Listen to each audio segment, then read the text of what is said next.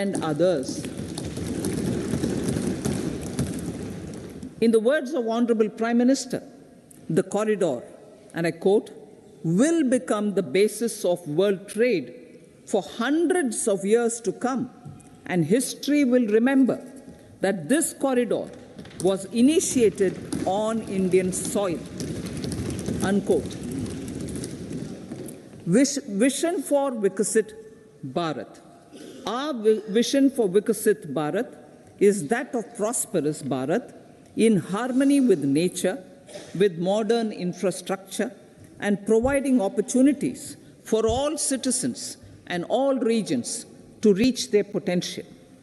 With confidence arising from strong and exemplary track record of performance and progress, earning Sabka Vishwas, the next 5 years will be years of unprecedented development and golden moments to realize the dream of developed India by 2047. The trinity of demography, democracy, and diversity backed by Sabka Prayas has the potential to fulfill aspirations of every Indian. As Honorable Prime Minister in his Independence Day address to the nation mentioned, I quote, there is no dearth of opportunities, as many opportunities as we want. The country is capable of creating more opportunities. Sky is the limit, unquote. Strategy for Amrit Kal. Our government will adopt economic policies that foster and sustain growth, facilitate inclusive and sustainable development, improve productivity, create opportunities for all, help them enhance their capabilities, and contribute to generation of resources to power investments and fulfill aspirations. Guided by the principle, reform, perform, and transform, the government will take up next generation reforms and build consensus with the states and stakeholders for effective implementation. It is an important policy priority for our government to ensure timely and adequate finances, relevant technologies, and appropriate training for the micro, small, and medium enterprises, MSMEs, to grow and also compete globally, orienting the regulatory environment to facilitate their growth will be an important element of this policy mix. Aligning with the Panchamrit goals, our government will facilitate sustaining high and more resource-efficient economic growth. This will work towards energy security in terms of availability, accessibility, and affordability. For meeting the investment needs, our government will prepare the financial sector in terms of size, capacity, skills, and regulatory framework. Aspirational Districts Program. Our government stands ready to assist the states in faster development of aspirational districts and blocks, including generation of ample economic opportunities. Development of the East. Our government will pay utmost attention to make the eastern region and its people a powerful driver of India's growth. PM Awas Yojana Gramin. Despite the challenges due to COVID, implementation of PM Awas Yojana Gramin continued, and we are close to achieving the target of 3 crore houses. 2 crore more houses will be taken up in the next 5 years to meet the requirement arising from increase in the number of families. Rooftop solarization and Muft Bijli. Through rooftop solarization, 1 crore households will be enabled to obtain up to 300 units free electricity every month. This scheme follows the resolve of Honorable Prime Minister on the historic day of consecration of Sri Ram Mandir in Ayodhya. Following benefits are expected. Savings up to 15 to 18,000 rupees annually for households from free solar electricity and selling the surplus to the distribution companies. Charging of electric vehicles. Entrepreneurship opportunities for a large number of vendors for supply and installation. Employment opportunities for the youth with technical skills in manufacturing, installation, and maintenance. Housing for middle class. Our government will launch a scheme to help deserving sections of the middle class, and I quote from Honorable Prime Minister's words, living in rented houses or slums or chawls and unauthorized colonies, unquote, to buy or build their own houses. Medical colleges. Several youth are ambitious to get qualified as doctors. They aim to serve our people through improved healthcare services. Our government plans to set up more medical colleges by utilizing the existing hospital infrastructure under various departments. A committee for this purpose will be set up to examine the issues and make relevant recommendations. Cervical cancer vaccination. Our government will encourage vaccination for girls in the age group of 9 to 14 years for prevention of cervical cancer. Maternal and child health care. Various schemes for maternal and child care will be brought under one comprehensive program for synergy in implementation. Upgradation of Anganwadi centers under Saksham Anganwadi and Poshan 2.0 will be expedited for improved nutrition delivery, early childhood care, and development. The newly designed U-Win platform for managing immunization and intensified efforts of Mission Indradhanush will be rolled out expeditiously throughout the country. Ayushman Bharat. Healthcare cover under Ayushman Bharat scheme will be extended to all ASHA workers, to all Anganwadi workers and helpers. Agriculture and food processing. The efforts of value addition in agriculture sector and boosting farmers' incomes will be stepped up. Pradhan Mantri Kisan Sampada Yojana has benefited 38 lakh farmers and generated 10 lakh employment. Pradhan Mantri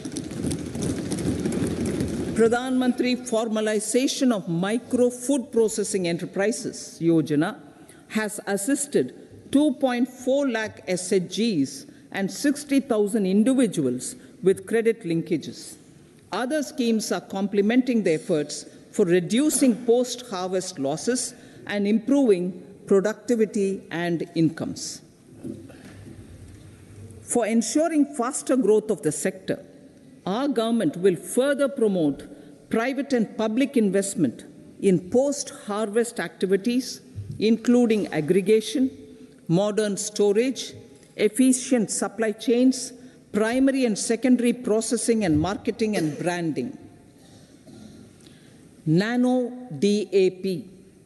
After the successful adoption of nano urea, application of nano DAP on various crops will be expanded in all agroclimatic zones. Atmanirbhar Oil Seeds Abhiyan.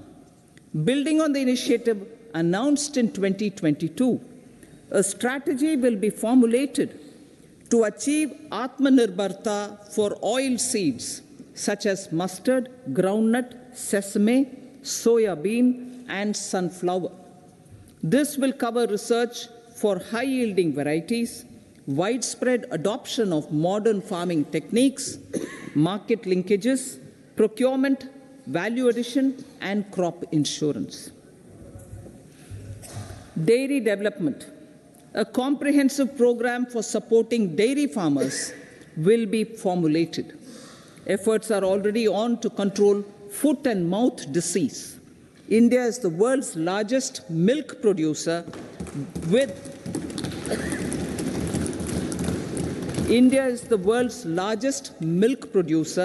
but with low productivity of milch animals.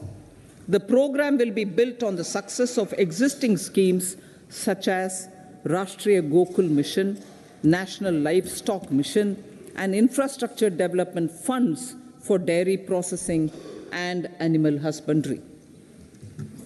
Matsya Sampada. It was our government which set up a separate department for fisheries, realizing the importance of assisting fishermen.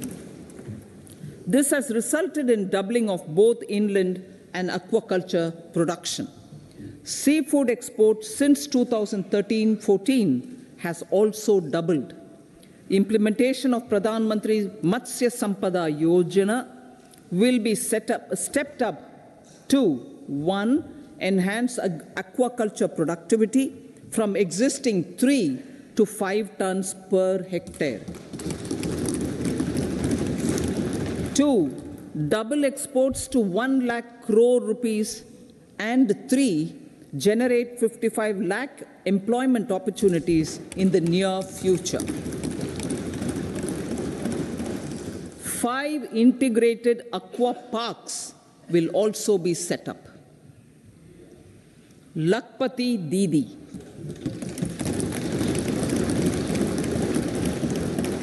83 lakh SHGs. 83 lakh SHGs with 9 crore women are transforming rural socio-economic landscape with empowerment and self-reliance. Honorable Speaker said, their success has assisted nearly 1 crore women to become Lakpati Didi already. They are an inspiration to others. Their achievements will be recognized through honoring them. Buoyed by the success, it has been decided to enhance the target for Lakpati Didi from 2 crores to 3 crores.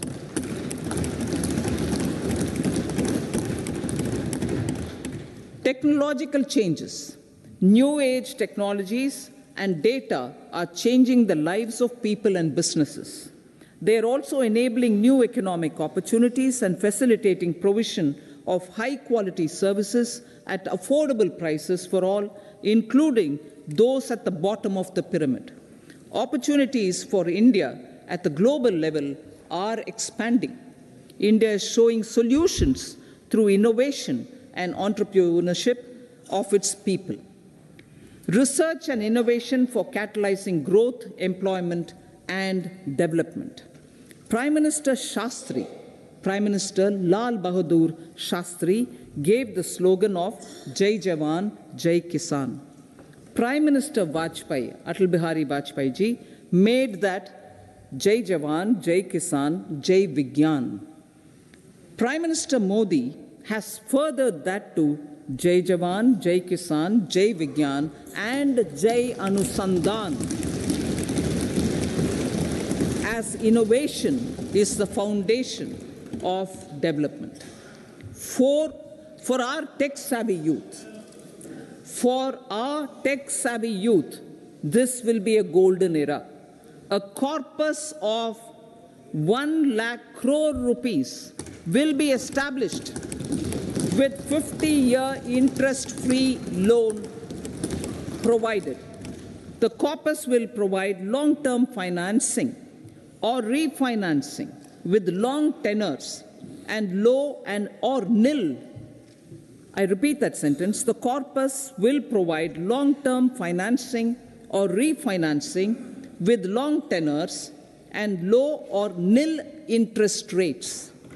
This will encourage This will encourage the private sector to scale up research and innovation significantly in sunrise domains. We need to have programs that combine the powers of our youth and technology. A new scheme will be launched for strengthening deep tech technologies for defense purposes and expediting Atmanirbharta. Infrastructure development. Building on the massive tripling of the capital expenditure outlay in the past 4 years, resulting in huge multiplier impact on economic growth and employment creation, the outlay for the next year is being increased by 11.1% to 11,111 crore rupees. This would be 3.4% of our GDP. Railways. 3 major economic railway corridor programs will be implemented. These are energy, mineral, and cement corridor. Number 2, port connectivity corridors. And number 3, high traffic density corridors. The projects have been identified under the PM Gati Shakti for enabling multimodal connectivity. They will improve logistics efficiency and reduce cost. The resultant decongestion of the high traffic corridors will also help in improving operations of passenger trains, resulting in safety and higher travel speed for passengers. Together with dedicated freight corridors, these 3 economic corridor programs will accelerate our GDP growth and reduce logistic costs.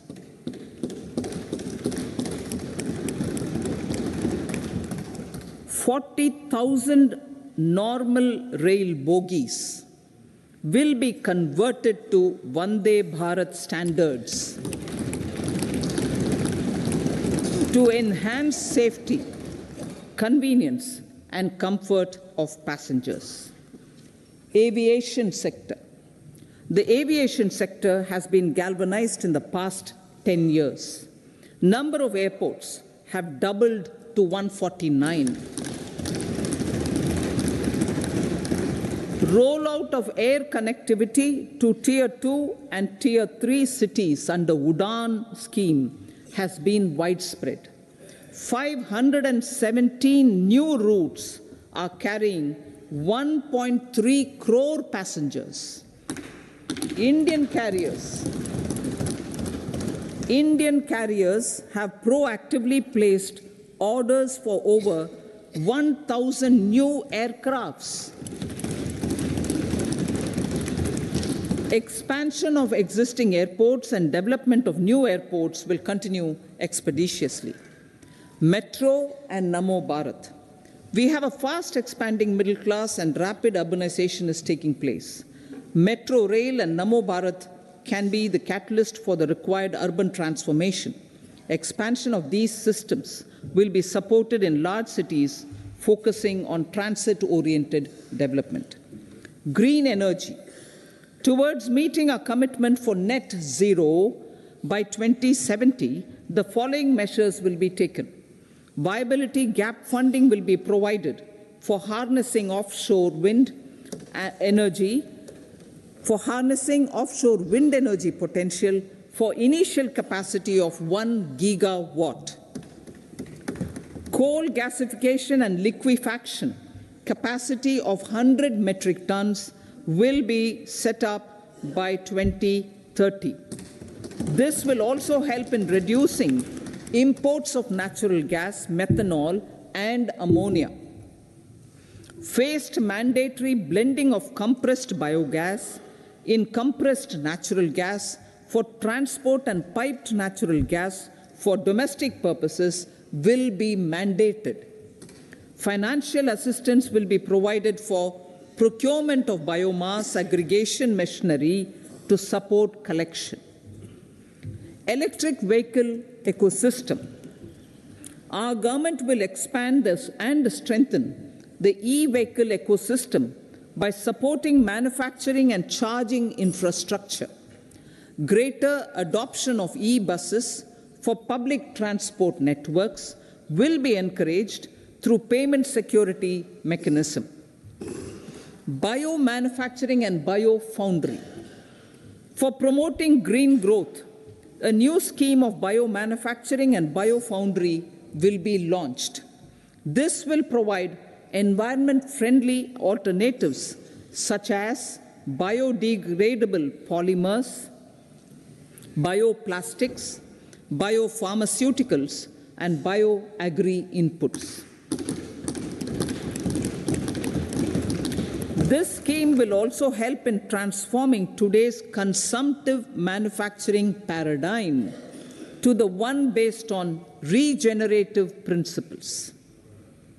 Blue Economy 2.0. For promoting climate-resilient activities for Blue Economy 2.0, a scheme for restoration and adaptation measures and coastal aquaculture and mariculture with integrated and multi-sectoral approach will be launched. Comprehensive development of tourist centers. The success of organizing G20 meetings in 60 places presented diversity of India to global audience. Our economic strength has made the country an attractive destination for business and conference tourism. Our middle class also now aspires to travel and explore. Tourism, including spiritual tourism, has tremendous opportunities for local entrepreneurship. States will be encouraged to take up comprehensive development of iconic tourist centers, branding and marketing them at global scale. A framework for rating of the centers based on quality of facilities and services will be established. Long-term interest-free loans will be provided to states for financing such development on matching basis. To address the emerging fervor for domestic tourism, Honorable Speaker, sir, projects for port connectivity, tourism infrastructure, and amenities will be taken up on our islands, including Lakshadweep. This will help in generating employment also. Promoting investments. The FDI inflow during 2014 to 23 was $596 billion, marking a golden era. That is twice the inflow during 2005 to 14. For encouraging sustained foreign investment, we are negotiating bilateral investment treaties with our foreign partners in the spirit of First Develop India.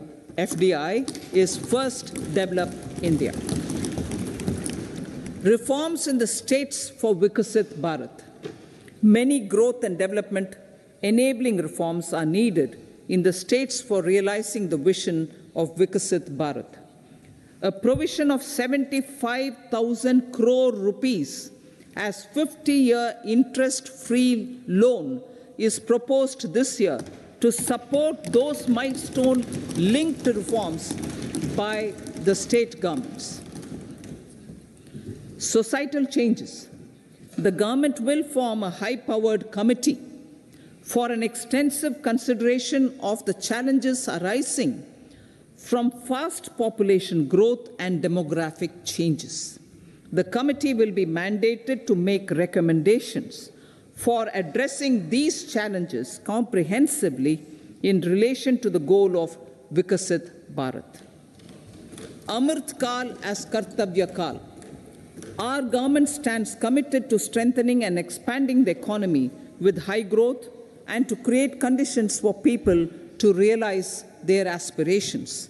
Honorable Prime Minister, in his Independence Day address to the nation in the 75th year of our Republic, said, and I quote, "We commit ourselves to national development with new inspirations, new consciousness, new resolutions as the country opens up immense possibilities and opportunities. It is our Kartavya Kal. Unquote. Every challenge of the pre-2014 era was overcome through our economic management and our governance. These have placed the country on a resolute path of sustained high growth. This has been possible through right policies, true intentions, and appropriate decisions. In the full budget in July, Honorable Speaker, our government will present a detailed roadmap for our pursuit of Vikasit Bharat.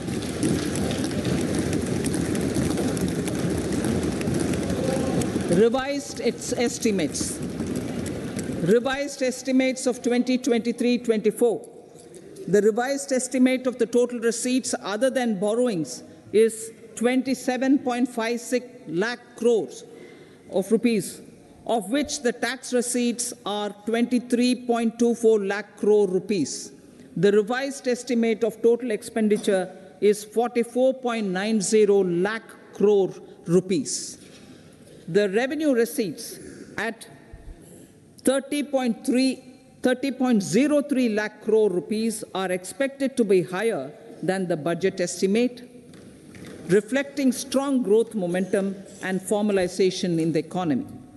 The revised estimate of the fiscal deficit is 5.8% of GDP, improving on the budget estimate, notwithstanding moderation in the nominal growth estimates. Budget estimates for 2024-25. Coming to the year 2024-25, the total receipts other than borrowings and total expenditure are estimated at 30.80 and 47.66 lakh crore rupees respectively. The tax receipts are estimated at 26.02 lakh crore rupees. The scheme of 50-year interest-free loan for capital expenditure to states will be continued this year with an outlay of 1.3 lakh crore rupees. We continue on the path of fiscal consolidation, as announced in my budget speech of 2021-22, to reduce fiscal deficit below 4.5% by 25-26. The fiscal deficit in 2024-25 is estimated to be 5.1% of GDP, adhering to that path. So the gross and net market borrowings through dated securities during 24-25 are estimated at 14.13 lakh crore rupees and 11.75 lakh crore respectively. Both will be less than that in 23-24. Now that the private investments are happening at scale, the lower borrowings by the central government will facilitate larger availability of credit for the private sector. Vote on account. I'll be seeking vote on account approval of the Parliament through the appropriation bill for a part of the financial year 2024-25. I will now move to Part B. Honourable Speaker, sir, over the last 10 years, the direct tax collections have more than trebled and the return filers swelled 2.4 times. I would like to assure the taxpayers that their contributions have been used wisely for the development of the country and welfare of its people. I appreciate the taxpayers for their continued support. The government has reduced and rationalized tax rates. Under the new tax scheme, there is now no tax liability for taxpayers with income up to 7 lakh rupees, up from 2.2 lakh rupees in the financial year 2013-14. The threshold for presumptive taxation for retail businesses was increased from 2 crores to 3 crores. Similarly, the threshold for professionals eligible for presumptive taxation was increased from 50 lakh rupees to 75 lakh rupees. Also, corporate tax rate was decreased from 30% to 22% for existing domestic companies and to 15% for certain new manufacturing companies. Honorable Speaker, sir, in the last 5 years, our focus has been to improve taxpayer services. The age-old jurisdiction-based assessment system was transformed with the introduction of faceless assessment and appeal, thereby imparting greater efficiency, transparency, and accountability. Introduction of updated income tax returns, a new Form 26AS, and pre-filling of tax returns have made filing of tax returns simpler and easier. Average processing time of returns has been reduced from 93 days in the year 2013-14 to a mere 10 days this year, thereby making refunds faster. Indirect taxation. By unifying the highly fragmented indirect tax regime in India, the GST has reduced the compliance burden on trade and industry. The industry has acknowledged the benefits of GST. According to a recent survey conducted by a leading consulting firm, 94% of industry leaders view the transition to GST as largely positive. According to 80% of the respondents, it has led to supply chain optimization, as elimination of tax arbitrage and octroi has resulted in disbanding of checkposts at the state and city boundaries.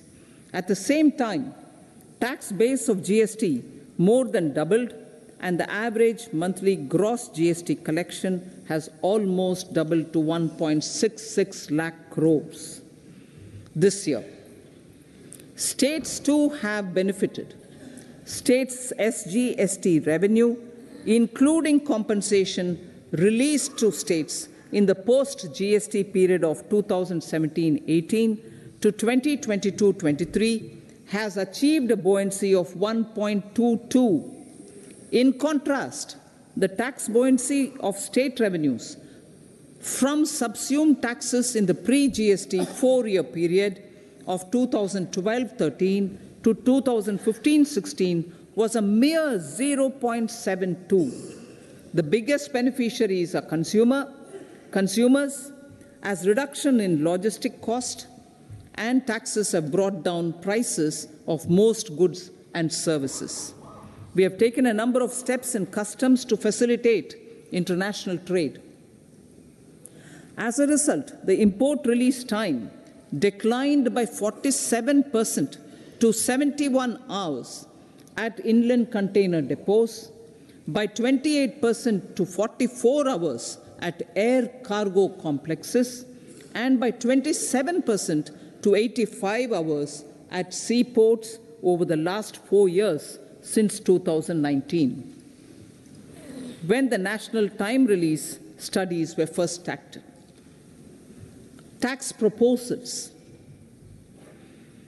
As for tax proposals, in keeping with the convention, I do not propose to make any changes relating to taxation and propose to retain the same tax rates for direct and indirect taxes, including import duties. However, certain tax benefits to startups and investments made by sovereign wealth or pension funds, as also tax exemption on certain income of some IFSC units, are expiring on 31/3/2024. To provide continuity in taxation, I propose to extend the date to 31/3/2025. Moreover, in line with the government's vision to improve ease of living and ease of doing business, I wish to make an announcement to improve taxpayer services. There are a large number of petty non-verified, non-reconciled, or disputed direct tax demands, many of them dating as far back as 1962, which continue to remain on the books, causing anxiety to honest taxpayers and hindering refunds of subsequent years. Honorable Speaker, sir, I propose to withdraw such outstanding direct tax demands up to 25,000 rupees pertaining to the period up to financial year 2009-10 and up to 10,000 rupees for financial years 2010-11 to 2014-15. This is expected to benefit about 1 crore taxpayers. 1 crore taxpayers would benefit out of this. Economy then and now. In 2014, when our government assumed the reins, the responsibility to mend the economy step by step and to put the governance systems in order was enormous. The need of the hour was to give hope to the people, to attract investments, and to build support for the much-needed reforms. The government did that successfully, following a strong belief of nation first. The crisis of those years has been overcome, and the economy has been put firmly on a high, sustainable growth path with all-round development. It is now appropriate to look at where we were then. I repeat, it is now appropriate to look at where we were then till 2014 and where we are now, only for the purpose of drawing lessons from the mismanagement of those years. The government will lay a white paper on table of the House.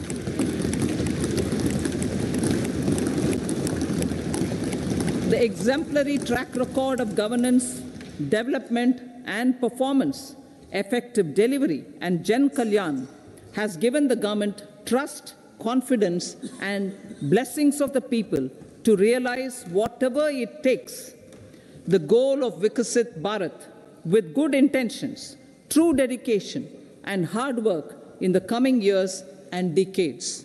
With this, Honorable Speaker, I commend the interim budget to this august House. Jai Hind.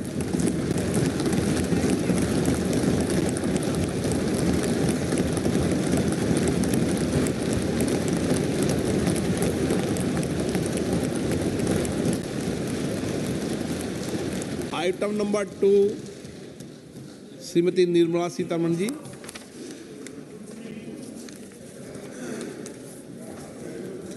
Sir, with your permission, I rise to lay on the table the following statements under Section 3(1) of the Fiscal Responsibility and Budget Management Act 2003, Medium-Term Fiscal Policy cum Fiscal Policy Strategy Statement and Macroeconomic Framework Statement. Item number 3, Srimati Nirmala Sitharaman ji. Sir, with your permission, I rise to move for leave to introduce the Finance Bill 2024. प्रश्न ये है कि विधेयक को पुनर्स्थापित करने की अनुमति प्रदान की जाए।